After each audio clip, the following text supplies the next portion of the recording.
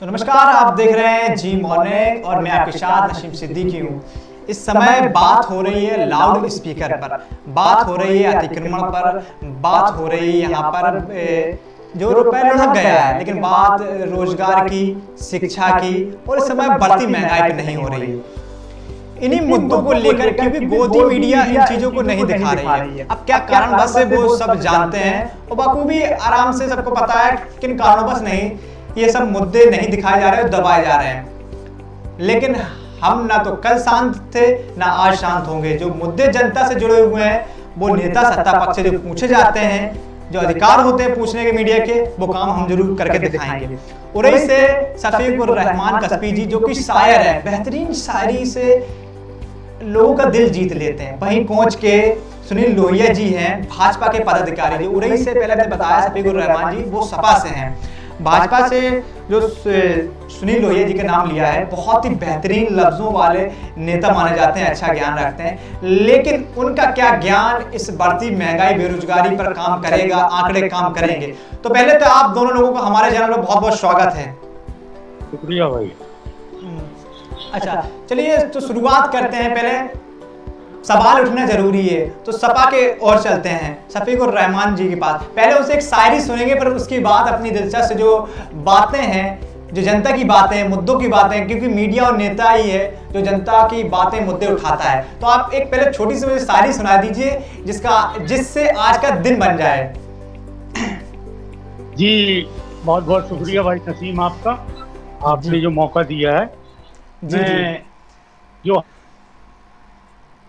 वो किसी से छिपे नहीं है। वो बात अलग है कि लोग उस पर पर्दा डालने के लिए तमाम तरह के, जिनकी जरूरत नहीं है वो काम किए जा रहे हैं, जिनकी जरूरत है उससे मुंह मोड़ा जा रहा है। चार पंक्तियां सुनाता हूँ कि प्यार का रास्ता तलाश करो, प्यार का रास्ता तलाश करो, नफरतों की दवा तलाश करो, अरे उलझने तो सुलझी जाएंगी, गुत्थियों का सिरा तलाश करो। ये गुत्थियों का सिरा नहीं तलाश कर रहे हैं, ऊपर ऊपर जो भाग रहे हैं। इससे आने वाले दिनों में देश के लिए बहुत घातक, हम लोगों के लिए, जिंदगी आवाम की बहुत घातक होने वाली जी। तो इन चार लाइनों में आपकी कई सवाल उठ गए हैं। तो जो सवाल के जवाब हैं वो सत्ता पक्ष वाला ही दे सकता है, क्योंकि मीडिया वाले जवाब तो नहीं दे पाएंगे क्योंकि वो नेता नहीं है।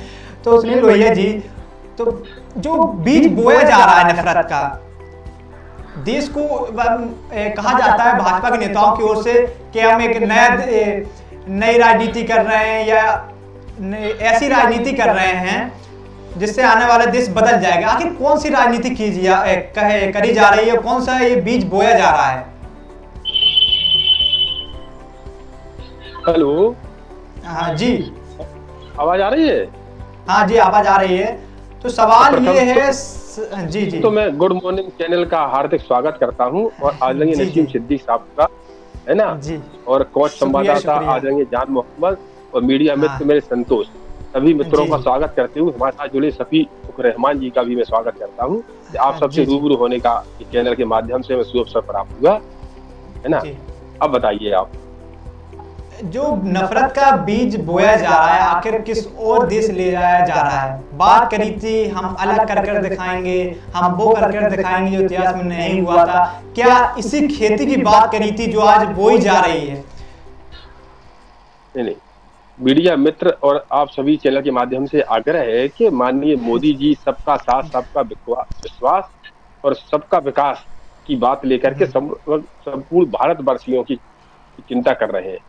125 करोड़ देशवासियों के मान सम्मान, स्वाभिमान, सबके साथ सबका विश्वास के रास्ते ले जाकर सभी को साथ लेकर चलने का प्रयास कर रहे हैं। इसी प्रकार उत्तर प्रदेश की योगी सरकार बेहतर कानून व्यवस्था प्रदान करते हुए बेहतर स्वास्थ्य, शिक्षा, स्वास्थ्य, युवाओं को रोजगार की ओर अग्रसर है। किसी धर्म, जाति ना संप्रदाय से सबको साथ लेकर, सभी धर्मों का सम्मान है, सभी जातियों का, सभी वर्गों का साथ में लेकर उत्तर प्रदेश विकास की ओर अग्रसर है जी, काम किया जा रहा है। तो शफीक उर रहमान जी, आप जो सवाल जुड़े हुए हैं, फिर किस बात की नौटंकी कहें या फिर राजनीति कहें चल रही है, उन्होंने तो साफ इनकार कर दिया कि देश के अंदर शांति है, सभी धर्मों को साथ लेकर हमारे देश के प्रधानमंत्री मुख्यमंत्री जी चल रहे हैं। तो फिर आप लोगों को कहाँ परेशानी है, किन सवालों को जवाब चाहते हैं आप? देखिए नसीम जी, हमारे लोहिया जी ने जो बात रखी है वो ठीक है, वो पार्टी की, लेकिन कहीं ना कहीं अगर दिल पे ये खुद हाथ रख लें तो ये खुद इस चीज को महसूस कर रहे होंगे कि आज आवाम कितनी परेशान है। कोई भी धर्म हो, कोई भी देश कभी नहीं चल सकता, ये हमेशा याद रखना चाहिए। इतिहास गवाह है, जिस भी देश ने या जिस भी हुक्मरान ने एक रास्ता पकड़ने की कोशिश की है, उस धर्म में बहुत बड़ा नुकसान हुआ है। हम सब भारतवासी, हम सब यही कामना करते हैं कि हमारा देश उन्नति करे, तरक्की करे। लेकिन आज चाहे योगी जी हो चाहे मोदी जी हो, मोदी जी कहते हैं कि दीपावली में लाइट नहीं दी जाती, रमजान में दी जाती थी। मोदी जी कह रहे हैं कि कब्रिस्तान है तो शमशान भी होगा। मोदी जी कह रहे हैं कि हम कपड़ों से पहचान लेंगे। आखिर एक देश का प्रधानमंत्री किन शब्दों का इस्तेमाल कर रहे हैं? देश को कहाँ ले जाना चाहते हैं आखिर? क्या देश ने इसीलिए मुख्यमंत्री प्रधानमंत्री आपको बनाया था? बगल का देश उदाहरण है इस बात का, श्रीलंका। आज श्रीलंका में ये हाल है कि सत्ता पक्ष का, चाहे वो विधायक हो, चाहे वो सांसद हो, चाहे वो प्रधानमंत्री हो, अपनी जान बचाने के लिए मुंह छिपाए फिर रहे हैं, क्योंकि जनता निकल चुकी है। और यही हाल हमारे देश का होने वाला है कि कहीं लाउड स्पीकर के नाम पर, कहीं मस्जिद और मंदिर के नाम पर, कहीं धर्म के नाम पर, आखिर कब तक आप उलझाएंगे? आज युवा रोजगार के लिए परेशान है, आज किसान अपनी आय के लिए परेशान है, आज माताएं बहनें जो हैं अपनी इज्जत आबरू के लिए परेशान है। किन किन चीजों पे आप पर्दा डालेंगे? आप सिर्फ नाम बदलने का काम करेंगे, आप सिर्फ एक धर्म को टारगेट करके देश चलाने का काम करेंगे। ये देश ऐसे नहीं चलेगा। देश हिंदू मुस्लिम सिख ईसाई का एक गहवारा है, ये एक गमला है, ये एक बगीचा है। अगर इस बगीचे में से आप किसी भी एक चीज को हटा देंगे तो कभी भी वो बगीचा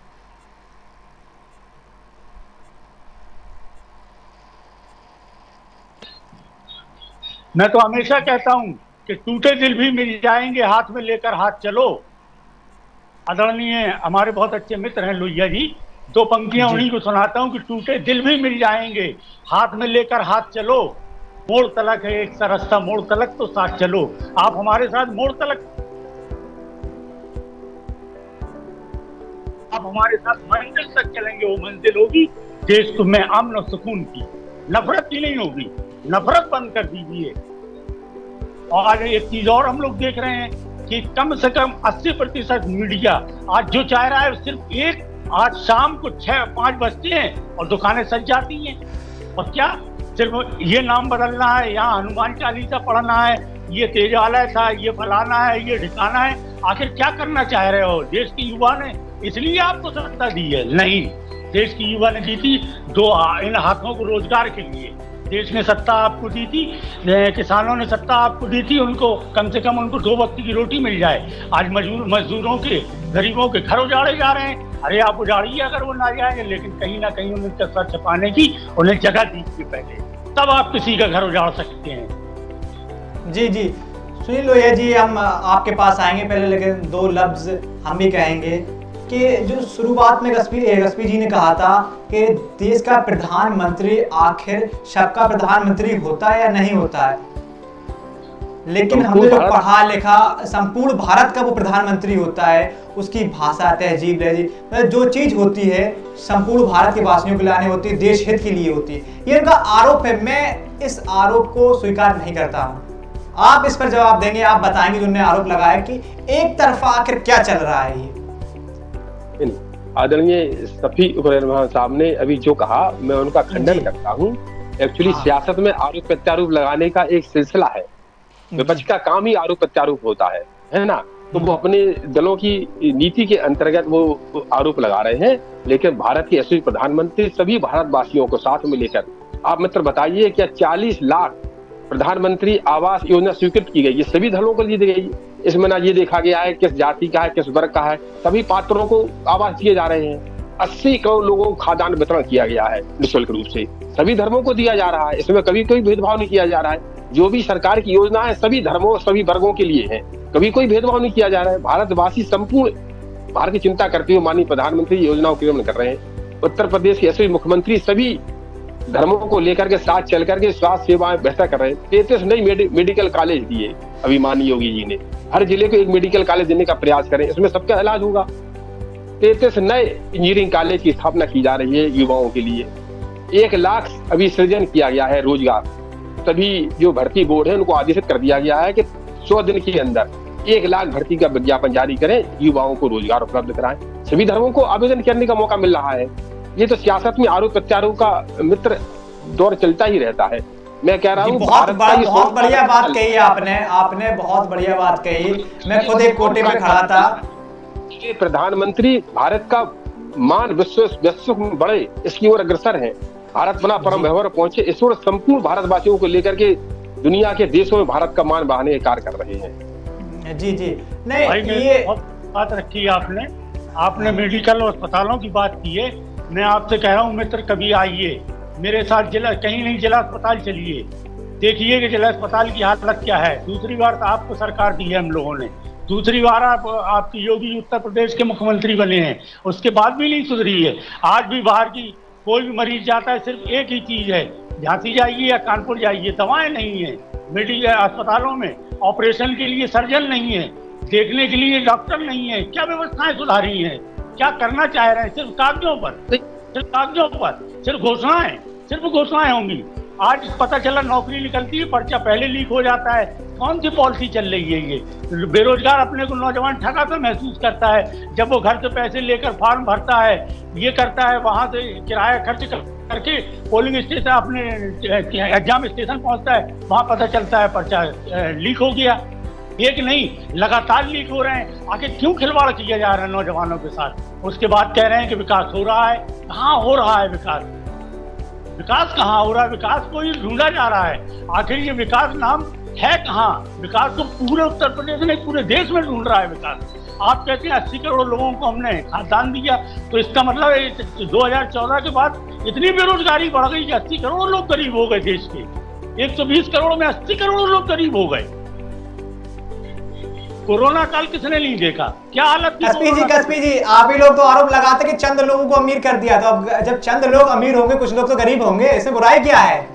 तो 80 करोड़ लोग गरीब हो गए। इससे पहले आप लोग आरोप लगाते कि 4 लोगों को अमीर कर दिया है, 5 लोगों को अडानी अंबानी के नाम लेते हैं। ये स्वीकार करना चाहिए ना कि 2014 के बाद देश में गरीबी बढ़ी है, बेरोजगारी बढ़ी है। इस बात को स्वीकार किया जाए। तो भाजपा वालों ने ये चीज कब स्वीकार करी है कि कड़वा तेल 2014 से पहले 60 रुपए 80 रुपए था, पेट्रोल 60 रुपए 80 रुपए था, ये कभी स्वीकार किया है? आज नींबू 300 रुपए 250 रुपए किलो बेच रहा है, ये चीज स्वीकार करी है? लोहिया भैया बहुत अच्छे मित्र हैं, मैं उनसे कह रहा हूँ जरा गरीबों के महिलाएं कितनी मायूस हैं। किचन जो भरा रहता है, आज किचन मायूस है। महिलाएं को छोड़ दीजिए, किचन मायूस है। जहाँ 5-5 लीटर जो कड़वा तेल रखा जाता है सरसों का, आज कैसा काम चल रहा है मित्र? दाल कहाँ पहुँच रही है? खाद्यान्न कहाँ पहुँच रहा है? कोई फिक्र नहीं है। हम लोहिया हम आवाज दे रहे हैं, अरे भूखे को रोटी दीजिए, आवाज बाद में मिल जाएगा। आज रोटी को लोग तरस रहे हैं, अब वो दिन दूर नहीं है जब कस्बी जी, आप एक मिनट, आपका बहुत बड़ा सवाल हो गया, उसका जवाब तो पहले ले लें। आप बोलते चले यार, उसका कोई जवाब तो मिलना चाहिए, तभी तो मजा आएगा इस डिबेट में। जी लोहिया जी, हम जवाब चाहेंगे इस चीज का कि आखिर जो बेरोजगारी के साथ इतनी महंगाई बढ़ रही है। आदरणीय शफीक और रहमान साहब के बात का उत्तर देते हुए मैं कहना चाहूंगा कि भारत में कोई भूखा ना सो पाए, इस बात की चिंता करते हुए माननीय प्रधानमंत्री और माननीय मुख्यमंत्री ने 80 करोड़ लोग खाद्यान्न वितरण किया। वही तो हम कह रहे हैं, कोई भूखा ना सो पाए, इस बात की भी सरकार चिंता कर रही है। सबके स्वास्थ्य की चिंता करते हुए 33 नए मेडिकल कॉलेज, प्रत्येक जिले को एक मेडिकल कॉलेज दिया जा रहा है। इससे बड़ा और क्या हो सकता है जनहित में? मेडिकल कॉलेज में खाना बटेगा क्या? एक minute Lohia ji, medical college में खाना बटेगा? खाना क्यों बटेगा? कपड़े मिलेंगे वहाँ पर, तो स्वास्थ्य के लिए जो पहले जब खाना नहीं मिलेगा स्वास्थ्य के लिए, डॉक्टर बताते हैं कि अच्छा खाइए, अच्छा पहनिए, आप बीमार नहीं पड़ेंगे। नहीं, 80 करोड़ लोगों को निःशुल्क भोजन दिया जा रहा है, खाद्य सामग्री दी जा रही है, लगातार एक मिनट कस्बी जी, एक मिनट आप लोहिया जी, एक मिनट, एक छोटा सवाल हमारा रहेगा, छोटा सवाल। आप महीने में एक मिनट 5 किलो, शायद 5 किलो में 3 किलो गेहूं दे रहे हैं, 2 किलो चावल 2 बार दे रहे हैं। 5 किलो 10 किलो हो गया है जी। जी ये 10 किलो कितने रेट का हुआ, कितने रुपए का हुआ ये? नहीं, वो तो निःशुल्क है, रेट तो हमें खैर उसकी जानकारी नहीं है। 1 मिनट, बाजार से मैंने रेट लिए थे, 1 मिनट बाजार से रेट लिए थे, करीब वो 160 पहुंचा था, 160 पहुंचा था। आज कड़वा तेल, आज सरसों का तेल 200 रुपए लीटर है। आपका 1 लीटर तेल, मतलब पूरा राशन आपका 1 महीने का जो निःशुल्क उबाला है, 1 लीटर तेल को भी नहीं छू पा रहा है। जब आदमी का तेल नहीं होगा कि उबाल खाएंगे, गेहूं लेकर आएगा फिर पिसवाने जाएगा, पिसाई आज 5 रुपए किलो हो गई है। इस पर सरकार को ध्यान नहीं दे रही है कि भारत में किसान।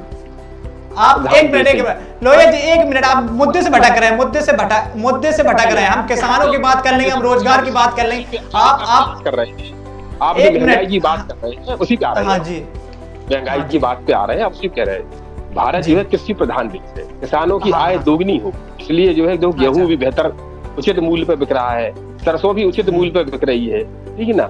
तो महंगाई, और जो महंगाई आ रही है पेट्रोल है वगैरह, इसको समझते हैं दुनिया में, जो इसको नियंत्रण करने के लिए कार्य योजना मोदी जी अतिशीघ्र बना रहे हैं। महंगाई पर नियंत्रण हो जाएगा, लेकिन किसानों की आय दोगुनी हो। अब गेहूं स्वाभाविक है 2000 रुपए बिक रहा है, आखिर कब हो जाएगा ये? ऐसा तो है नहीं ये पहली बार जनता ने मौका दिया हो। उत्तर प्रदेश के साथ देश के अंदर भाजपा को दोबारा मौका दिया गया है। करने वाला होता 24 घंटे में कर देता, 100 दिन में, 1 महीने, 1 साल। क्यों केजरीवाल ने पंजाब में क्या किया देखा नहीं है? मुफ्त बिजली, मुफ्त पानी दिल्ली के साथ पंजाब में मिलने लगा। करने वाले थे वो, करने वाले हो तो कुछ भी कर सकते हैं। पानी देश तो विकास की, हर युवाओं को रोजगार मिले, है ना, नौजवानों को रोजगार मिले, है ना। कोई विकास योजना धरातल पर समय लगता है। अभी योगी जी को जिम्मे 100 दिन हुए निर्वाचित हुए, 100 दिन की कार्य योजना 5 साल हो चुके हैं उन्हें, पहले ही 5 साल का कार्यकाल उनका हो चुका है पूरा। 5 साल का कार्यकाल बेहतर रहा, उन्हें सुशासन दिया जो योगी जी ने, उसी पर जनता ने मोहर लगाई। उनके बेहतर जो है सेवाएं दी, स्वच्छ प्रशासन दिया, बेहतर कानून व्यवस्था, इसलिए जनता ने मोहर लगाई उनको दोबारा जिता करके। नहीं, काम उन्होंने कानून व्यवस्था और 2 चीजों पे। 1 मिनट, योगी जी खुद 1 लाख भर्ती का विज्ञापन जारी होने वाला है। ये कार्य योजना तैयार कर ली है, आदेशित कर दिया गया है सभी भर्ती बोर्डों को। पेपर अब इसका कौन लीक करवाएगा? पेपर भी लीक होगा क्या इसका? विज्ञापन जारी हो गया। ये तो लोकल बॉडी प्रशासन की लापरवाही कारण हो जाती है कभी कभार। ये छोटी-छोटी घटनाएं ये कभी हो जाना, इसका मतलब 8 बार रिकॉर्ड है, लिखा है, पहली बार 8 बार रिकॉर्ड हो गया किसी कारण से, उनको दंडित किया जा रहा है, उनको दिया है, उसको पहली बार जेल किया। उस नौजवान उत्तर प्रदेश योगी सरकार है, पहली बार एक करके बोल लीजिए, मजा आ जाएगा। एक करके। 1 मिनट कस्बी जी आप रुक जाइए, बोल लीजिए थोड़ा। सवाल आपने जो है बड़े पूछ लिए थे, थोड़ा रुक जाइए कस्बी जी, आप रुक जाइए, फिर आराम से एक करके सवाल पूछ लें। घर की बातें हैं, ये जनता की बात हो रही है, ये आराम से। कस्बी जी 1 मिनट रुक जाइए, आप आराम से दीजिए। जी मीडिया मित्र मान्य श्री जी, मैं यही कहना चाह रहा हूँ कि उत्तर प्रदेश के इतिहास में पहली बार पेपर लीक होने पर जिला विद्यालय निरीक्षक को दंडित किया गया है, सख्त कार्रवाई करते हुए, है कि नहीं? बिल्कुल। अब ये कभी कभी ऐसी घटनाएं छुटपुट लोकल कारण हो जाती हैं, इसमें सरकार कहाँ दोषी है? सरकार तो बेहतर कानून व्यवस्था का प्रयास कर रही है, एक आध घटना छुटपुट हो जाती है कि नहीं? उसका उदाहरण ही बनाया जा सकता है। उस कर्मचारी के खिलाफ दंडवत कार्रवाई की, टर्मिनेट कर दिया गया है। अभी 2 लापरवाही किसी एसपी को डीएम कर दिया गया, इससे ज्यादा और क्या हो सकता है? सरकार अपनी कार्रवाई आप लोगों ने बेहतरीन काम किए, जनता ने चुना, कानून व्यवस्था अच्छी थी। लेकिन छोटा सवाल, ये 200 रुपए जो सरसों का तेल हो गया, हम भी नहीं ले पा रहे। पहले हमारे यहाँ पूरा कट्टिया आ जाती भर के, अब 2-4-5 किलो आ रहा है। जो सरसों का तेल का अतिशीघ्र महंगाई पर नियंत्रण करते हुए रेट नीचे आने वाले। इसका भी कोई नहीं कोई लाभ हो इसका महंगाई का तो बता दीजिए, तो उसको सोचकर हम लोग लेते रहे। अभी अगले सप्ताह ही माननीय प्रधानमंत्री ने कृषि मंत्रालय के साथ बैठ करके, है ना, इस बात की कार्य योजना तैयार की है। 1 हफ्ते 10 दिन के अंदर ही, है ना, महंगाई पर नियंत्रण करने का प्रयास किया जा रहा है। खाद्यान्न की वस्तुएं तेजी आ रही है, जहाँ तेल है, गेहूं है, इनको नियंत्रण करने का पूरा प्रयास किया जा रहा है। आपको बेहतर अभी इसी महीने में 1 मिनट हम एक छोटा सा हम सवाल कर लें। हमारी उम्र बहुत छोटी हो गई, लेकिन आपकी बहुत उम्र हो गई, राजनीति भी आपने बहुत कर लिया, हम जैसे बहुत पत्रकार मीडिया वाले आए होंगे। कोई उम्र की बात नहीं है। एक मिनट अब सुनिए, तो आज तक ऐसी चीज, अब सुनिए तो हमारा पूरा सवाल तो हो जाने दीजिए। ऐसी ऐसी कोई चीज बता दी है जो महंगी हो गई हो फिर सस्ती हो गई उसी रेट पर। आज तक हमारा जो हमने आंकड़े निकाले, इतिहास कहता है कि जो एक बार महंगा हो गया दोबारा सस्ता नहीं हुआ है। दोबारा क्या सस्ता हो जाएगा? ऐसा कौन सी ट्रिक आ जाएगी? अगर सस्ता होने था तो वो महंगा ही नहीं होता। क्यों जनता के घेराव में, हर बार सवाल के घेरों में सरकार रहती है? नहीं, कभी कभी किसी आपूर्ति की कमी के कारण भी महंगाई आ जाती है। किसी आपूर्ति मान लो यहाँ तक नहीं आ पा रही है, या किसी चीज का उत्पादन कम हो गया है ना, तो कभी जैसे नींबू है, ये फसल खराब हो गई है, इस कारण से तेजी आ गई है। जहाँ नींबू का उत्पाद होता है तो वहाँ फसल खराब हो गई है, उत्पादन नींबू का नहीं हो पा रहा है, डिमांड ज्यादा है, इसलिए तेजी है। क्योंकि प्राकृतिक ये चीजें तो नॉर्मल हो जाएगी आगे चल करके। अभी सिलेंडर में क्या हो गया, पेट्रोल में क्या हो गया, डीजल में क्या हो गया? पेट्रोल तो आप इसका भी कोई रीजन बता दीजिए, मजा आ जाएगा। नहीं मित्र, ये देखो पेट्रोल डीजल तो आप जानते हैं वैश्विक व्यापार है, ये वैश्विक व्यापार है, बहुराष्ट्रीय कंपनियों में योगदान रहता है। ये अंतरराष्ट्रीय व्यापारी के दृष्टिकोण रखते हुए डीजल और पेट्रोल के रेट तय किए जाते हैं। जब समाजवादी पार्टी का नाम आता है, एक मिनट, समाजवादी पार्टी का जब हमें नाम याद आता है तो आजम खान जी की बड़ी याद आती है, जो उनकी स्थिति देखकर बताया जाता है, सोशल मीडिया देखते हैं। तो कसबी जी कब बाहर आ रहे हैं? वो अखिलेश यादव सड़क पे नहीं आ रहे हैं, कार्यकर्ता कोई सड़क पे नहीं आ रहा है, और मुस्लिम जो विधायक हैं वो भी बागी होते दिख रहे हैं, कुछ बयानबाजी भी हो रही है। देखिए, आजम खान साहब समाजवादी पार्टी के मजबूत स्तंभ हैं और हमेशा रहेंगे। जहां तक आजम खान साहब की बात है तो देश हमेशा याद रखेगा कि एक मुख्यमंत्री ने व्यक्तिगत साजिश, जबकि राजनीति में कभी भी, जैसे हम अपने जनपद का उदाहरण देते हैं, हमारा जिला राजनीति में कभी व्यक्तिगत साजिश या राजनीतिक प्रतिद्वंदता कभी हावी नहीं हुई है। ये हमारे जिले की एक उपलब्धि है। हम हमेशा कहते हैं कि हम और जिलों को देख ले, उसमें जनपद जालौन राजनीतिक प्रतिद्वंदता से अछूता है। लेकिन वहीं अगर आजम खान का मुद्दा देखेंगे तो कौन नहीं जानता, पूरा देश जानता है कि आजम खान जैसा काबिल शख्स, आजम खान जैसी बोल्ड नेता, लेकिन एक कहीं ना कहीं ये राजनीतिक साजिश और सीधी सीधी मुख्यमंत्री जी अपनी लड़ाई लड़ रहे हैं। ये मुख्यमंत्री जी आजम खान साहब से सीधी अपनी लड़ाई लड़ रहे हैं। आजम खान साहब बकरी चोरी करेंगे, आजम खान साहब भैंस चोरी करेंगे, जो पारिवारिक राजा रहा हो। आजम खान साहब ने क्या गुनाह किए? जवाहर यूनिवर्सिटी बनाकर गरीब नौजवानों को हाथ में अगर किताब देने की कोशिश की है तो ये गुनाह किया आजम खान साहब ने। यही जो है योगी जी को खल गया कि जब नौजवान पढ़ लिख कर सरकार से जवाब मांगेगा तो ये जवाब नहीं दे पाएंगे, इसलिए आज यूनिवर्सिटी को ध्वस्त करने का प्लान किया जा रहा है, जेएनयू को ध्वस्त करने का प्लान किया जा रहा है, जवाहर क्या नाम अलीगढ़ यूनिवर्सिटी में राजनीति घुसखोर दी गई है, क्योंकि ये नौजवानों के हाथों से किताब और कलम छीनना चाहते हैं। जब लोग शिक्षित होंगे तो कहीं ना कहीं अपना हक मांगेंगे, शिक्षित नहीं होंगे तो बस जाओ धर्म की चाशनी ओढ़ो, धर्म की चाशनी पियो, एक धर्म का इंजेक्शन दे दिया जाएगा, नौजवान सड़कों पे खुश हो जाएगा। वाह वाह, बाबा जी ने जो है हम लोगों को धर्म की चाशनी दे दी, कोई रोजगार नहीं, कोई अपनी रोटी के लिए नहीं लड़ेगा। लेकिन जब जागेगा तब किसी को मुंह छिपाने की जगह नहीं मिलेगी। ये भी मैं आपके चैनल से कह रहा हूँ, दावे के साथ कह रहा हूँ, जिस दिन जनता जागेगी उस दिन किसी को मुंह छिपाने की जगह नहीं मिलेगी। आप ब्रांडिंग अच्छी कर सकते हैं, मीडिया के माध्यम से झूठ को सच में तब्दील कर सकते हैं, लेकिन ज्यादा दिन नहीं, किसी को ज्यादा दिन बेवकूफ नहीं बनाया जा सकता। जनता जागरूक होगी। आपका कहना है भाजपा वालों को जगह नहीं मिलेगी भागने की? जी बिल्कुल। जब लोहिया जी आप भी उसी में आते हैं, सुनील लोहिया जी आप भी उसी में आते हैं, कहाँ पर जाएंगे फिर? जी हम तो तभी भाई साहब आएंगे, तभी रहमान भाई साहब के घर में ही निवास करेंगे, है ना। इतना तो हमारे दिल में चुका होगी नहीं के लिए, जनपद होने के नाते दिल तो बड़ा है। नहीं, हम कल भी गले लगाते थे, आज भी गले लगाएंगे और हमेशा जिंदगी लगाते रहेंगे। हर शख्स कभी बुरा नहीं हो सकता, ये हमेशा। हाँ, हर समाज में कुछ लोग होते हैं, लेकिन समाज। मैं मीडिया के माध्यम से आदरणीय मित्र रफीक और रहमान भाई साहब से कहना चाहूंगा कि जनपद जालौन का राजनीतिक सौहार्द वातावरण बहुत अच्छा है ना। कभी भी यहाँ राजनीतिक दलों में जो मित्रता का वातावरण है, ये अनुपम उदाहरण है इस जनपद उत्तर प्रदेश के लिए। यहाँ राजनीतिक दलों के एक दूसरे के प्रति हिंदू मुस्लिम की गंगा जमुनी संस्कृति सभी राजनीतिक दलों में एक दूसरे के परस्पर सौहार्द का वातावरण बहुत अच्छा है। और अभी आपने जो जौहर विश्वविद्यालय के लिए कहा, उस पर हमारा कहना यह है माननीय सिद्दीक साहब, कि किसी शासकीय जमीन पर कब्जा कर विश्वविद्यालय या किसी भी संस्थान का निर्माण करना गलत है ना। अब वो शिकायतें की गई, उन किसानों को मुआवजा नहीं दिया गया, है ना, और तो जाकर के सरकार ने कार्रवाई की। सरकार का काम कार्रवाई करना है, सरकार किसी पक्ष देखकर काम नहीं करती है, वो तो गुण दोष के आधार पर है। अपराधी कोई भी हो सकता है, किसी जाति धर्म से क्या मतलब, हम गलत करेंगे तो हमारे साथ होगा। तमाम ऐसे उदाहरण हैं जो अपनी बढ़िया बात अपने दलों की सुनील जी, बहुत बढ़िया बात कही आपने। यहाँ पर अपने यहाँ देखिए यदि शिक्षा व्यवस्था, यहाँ अध्यापकों को पकड़ पकड़ के लिया जाता है कि स्कूल जाइए, विद्यालय जाइए, प्राथमिक विद्यालय जाइए, बच्चों को पढ़ाइए, लेकिन फिर भी नहीं जाते हैं और बच्चे भी नहीं आते हैं। यहाँ की शिक्षा व्यवस्था सबसे ध्वस्त है।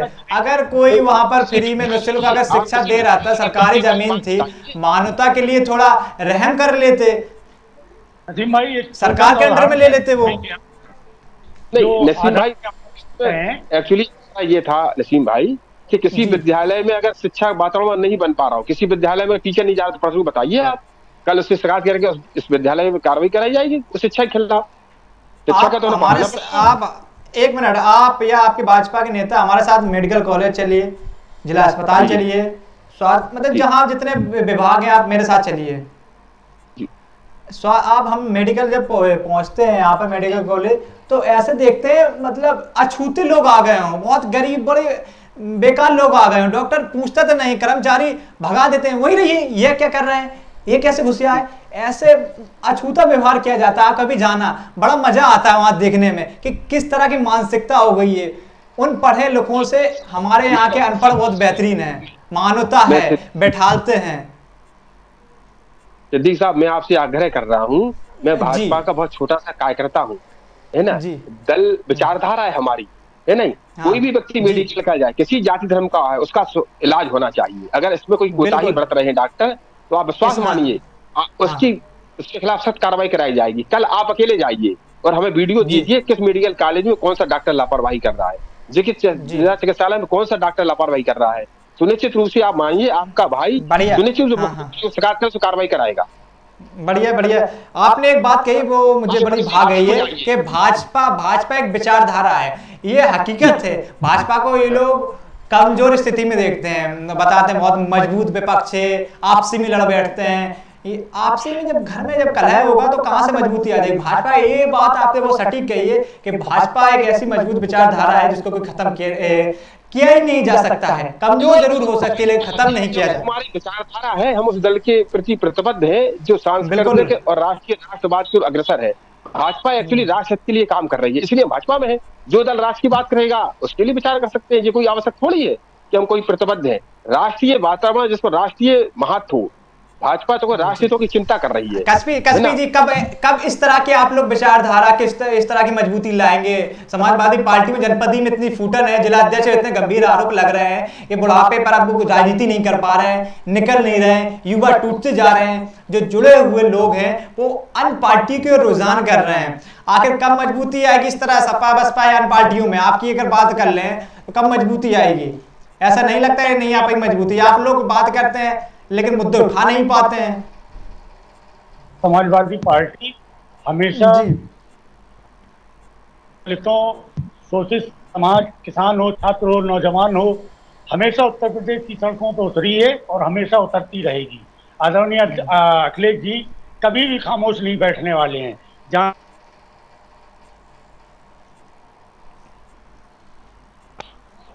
सारे लोग एक हैं। हाँ, कुछ लोगों की महत्वाकांक्षाएं होती हैं, कोई कुछ चाहता है, कोई सारे लोगों को खुश नहीं किया जा सकता, लेकिन समाजवादी पार्टी हमेशा एकजुट रही है, एकजुट रहेगी। और कभी भी हमने इस ये हर संघर्षशील रहा है और संघर्ष में कभी भी पीछे नहीं हटेगा। हमने ये मुद्दा इसलिए उठाया कि भाजपा इतनी मजबूत है। आप लोग इन मुद्दों पर जब आप बात करते हैं हमेशा फीके से लगते हैं, चाय में शक्कर कम हो फीकी सी लगती है। जब बेरोजगारी बढ़ रही है, युवाओं को रोजगार नहीं मिल रहा है, आजम खान जेल में है, इन सब मुद्दों बात हो रही है, आप लोग कमजोर तो हैं। सड़कों पे कब उतरे अखिलेश यादव? कब सड़कों पे आ गए हैं? तेल डीजल उनके लिए कब सड़कों पे दिखाई दिए? कहीं नहीं दिखाई दी। सिर्फ अगर माननीय अखिलेश जी बराबर आप देख रहे हैं, बराबर उत्तर प्रदेश में कहीं ना कहीं दौरे पर हैं और बराबर अपने कार्यकर्ताओं में ऊर्जा का संचार भी कर रहे हैं। और समाजवादी पार्टी का तो पहचान ही संघर्ष है। जिस दिन संघर्षों के आदि समाजवादी, हमारी पहचान ही हमारा संघर्ष है, हमारी चलिए ठीक, तो बढ़िया बढ़िया, ठीक है। तो लास्ट सवाल कुछ मिनटों का लास्ट सवाल लास्ट रहेगा सुनील लोहिया जी, पहले आपसे फिर उसका कश्मीर जी से, कि कब आखिर इस बेरोजगारी और बढ़ती महंगाई से हमें निजात मिलेगी? धन्यवाद। हम लोग अंतिम चरण की हो रहे हैं। सर्वप्रथम तो हम ये कहना चाहेंगे, भाजपा जैसे राष्ट्र के लिए काम करती है ना, राष्ट्रीय विचारधारा पर काम करती है, इसी तरह सपा जो केवल एक परिवार की पार्टी है ना। सपा कोई समाजवाद नहीं है उस सपा में। सारे कार्यकर्ताओं को महत्व नहीं किया, केवल एक जाति विशेष को महत्व दिया जाता है सपा में। इसका उदाहरण है 39 पद हैं माननीय मुलायम सिंह जी परिवार में। सपा जब शासन भाई तो 39 पद, कोई बच्चा जो बालक था ऐसा नहीं था इसके पास पद ना हो शासकीय। ज्यादा दुर्भाग्य हो, इतनी बड़ी करोड़ों की जनता पार्टी में कोई कार्यकर्ता में कोई टैलेंट नहीं है, कोई हमारे शफीक और रहमान साहब में कोई टैलेंट नहीं है, इनको एक पद न पाया जाता। जिले में कोई पद नहीं दिया गया, केवल एक परिवार विशेष की पार्टी ये ना जनता से जुड़े हुए हैं ना ये केवल है। और खास तौर से ये अपराधी लोगों का एक संगठित गिरोह है समाजवादी पार्टी। इसमें ज्यादा से ज्यादा अपराध होते हैं इनके शासनकाल में। जन समस्याओं से ये नहीं जूझते हैं, कानून व्यवस्था इनके ध्वस्त हो जाती है ना। आपको अंतिम चरण की ओर ले जाते हुए कहना चाहूंगा कि इसी महीने में माननीय प्रधानमंत्री जी, माननीय ने एक वित्त मंत्री और कृषि मंत्री, अन्य उद्योग मंत्रियों के साथ बैठक करने वाले हैं, जो महंगाई पर चर्चा करते हुए इसकी कार्ययोजना बनाएंगे कि महंगाई पर नियंत्रण किया जा सके। रोजगार हमारे 100 दिन का एजेंडा लागू कर दिया है मित्र, जिसमें आने वाले 1 लाख विज्ञापन निकालने वाले नौकरी के लिए सभी बेरोजगारों को देखते हैं। वो विज्ञापन में रहेंगे, हकीकत में एसपी जी इन्होंने आरोप लगा दिया जाते जाते, लास्ट टाइम ये आरोप लगा दिया कि समाजवादी पार्टी गुंडों की पार्टी है, कानून व्यवस्था तो परिवारवाद हावी। सही परिवार है तो जनता ने इनकी नीतियों को नकार दिया। अगर जनता ने इनकी नीतियों को इसलिए नकार दिया, जनता ने इनकी नीतियों को इसलिए नकार है कि जनता को कितने एक मिनट रोकेंगे, एक मिनट उनका जवाब पूरा हो जाना जब मजा आएगा। हमारे जवाब परिवारवाद का जो आरोप लगा रहे हैं राजनाथ सिंह जी से लेकर के और अजय मिश्रा टहनी तक आएंगे तो शायद आप जवाब नहीं दे पाएंगे।